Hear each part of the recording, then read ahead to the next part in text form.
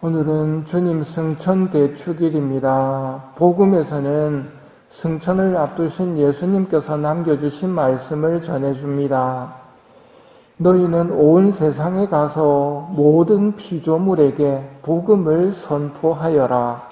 믿고 세례를 받는 이는 구원을 받고 믿지 않는 자는 단죄를 받을 것이다. 승천을 기다리며 살고 있는 우리가 여기 남아서 무엇을 하면서 지내야 하는지 말씀해 주십니다.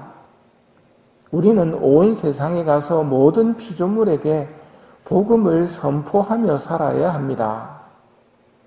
당연히 가까운 이들부터 복음을 전하고 친한 사람부터 복음을 전해야 합니다. 복음의 축복을 나누지 않는 것은 주인님의 뜻을 거절하는 것입니다. 만일 내가 복음을 전했는데 상대방이 받아들이지 않는 것은 내 탓이 아닙니다. 여러분의 멸망은 여러분의 책임입니다. 나에게는 잘못이 없습니다 하며 다른 사람들에게 복음을 전하러 떠났던 바오로 사도의 말에서 복음이 거부될 때 복음을 선포한 사람의 책임은 없다는 것을 알 수 있습니다. 하지만 복음을 거절한 사람이 자녀나 가족이라면 내 책임 아니다 하고 끝내서는 안 됩니다. 그들을 위해 꾸준히 기도하고 희생을 바쳐야 합니다. 부모님에 대한 효도의 계명처럼 자녀와 가족에게 신앙을 심어주어야 하는 책임도 살아있는 한 계속되는 것이기 때문입니다. 가족끼리 이렇게 서로 기도하며 서로 축복해주는 것이 사랑의 실천입니다. 가족끼리는 당연히 축복하고 기도해 주어야 합니다. 그렇게 하면서 승천할 때를 기다리는 것이 우리가 걸어가야 할 길입니다. 예수님의 승천은 우리와의 결별이 아니라 새로운 모습으로 우리와 함께 머물게 되었음을 알려주는 일입니다. 승천을 통해 우리의 희망이 하늘에 있음을 알려주신 다음 예수님께서는 제자들에게 실천해야 할 사명들을 알려주시고 승천하십니다. 제자들은 곳곳에 복음을 전하며 예수님께서 명하신 대로 실천합니다. 승천하신 예수님께서는 그들과 함께 일하시면서 표징들이 뒤따르게 하시어 그들이 전하는 말씀을 확증해 주십니다. 여기서 예수님의 승천은 우리와의 결별이 아니라는 것을 보게 됩니다. 예수님의 승천은 육신을 입고 계실 때 육신의 한계를 이제 벗어났다는 것입니다. 그래서 제자들이 곳곳에 퍼져서 복음을 전할 때 예수님께서는 함께 일하시면서 기적을 일으키시어 그들이 하는 말을 확증해 주십니다.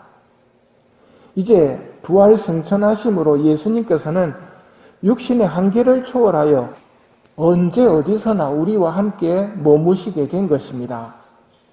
비록 육신의 눈에 보이지는 않는다 하더라도 믿음의 눈으로 주님께서 우리와 함께 계심을 알고 살아가게 된 것입니다. 그래서 우리 각자가 세상에 흩어져서 기도를 하더라도 주님 안에서, 주님 앞에서 기도하는 것이 되는 것입니다.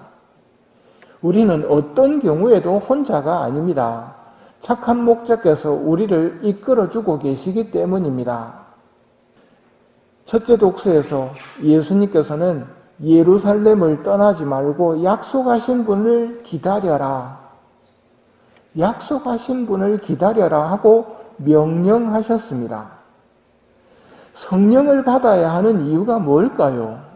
오늘 둘째 독서가 그걸 이야기합니다. 에페소서가 그것을 알려주는데 성령께서는 예수님께서 어떤 분이신지를 알게 해주시고 예수님을 따르는 우리가 지니게 된 희망이 어떤 것이며 하느님 아버지로부터 물려받게 될 상속의 영광이 얼마나 풍성한지를 알게 해주시는 분입니다. 또 그분의 힘이 얼마나 엄청나게 큰지를 알게 해주시는 분이 성령님이십니다. 이건 지식적인 알미 아니라 체험입니다. 하느님을 제대로 알게 되면 자연히 차오르는 것이 희망입니다. 기쁨이 차오릅니다. 그리고 세상에 대한 두려움이 없기 때문에 평화 속으로 들어가게 됩니다. 바오로 사도는 여러분이 그렇게 되기를 빕니다 하고 말합니다. 예수님께서 성령을 받으라고 약속하신 분을 기다려라고 명령하신 이유는 우리가 힘들게 신앙생활을 하지 않기를 바라시기 때문입니다. 희망 속에서 기쁨 속에서 가볍게 하늘나라를 꿈꾸며 살 수 있도록 하시기 위해서 약속하신 분을 기다려라 하고 명하신 것입니다. 예수님을 제대로 아는 것은 우리 머리로 추리를 하거나 상상을 통해서 알 수 있는 게 아니라 성령을 통해서 주시는 선물이기 때문에 우리는 성령을 받아야 합니다. 신앙생활은 정신승리가 아닙니다. 성령님을 통해 깨닫게 되는 희망과 평화입니다.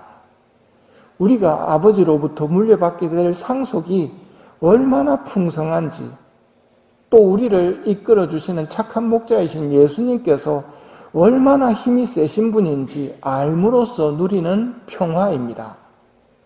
성령께서 주시는 이런 깨달음을 가지고 이 세상을 복된 희망 속에서 살다가 승천하여 하늘나라 들어가는 것이 우리 앞에 놓여있는 신앙인의 길입니다. 약속하신 분을 기다려라. 다음 주일이 성령 강림 대축일입니다. 성모님과 함께 성령 강림을 준비하는 기도를 하며 이번 주를 보내야겠습니다. 성령께서 오셔서 우리를 도와주시기를 청하며 이 미사도 봉헌합시다.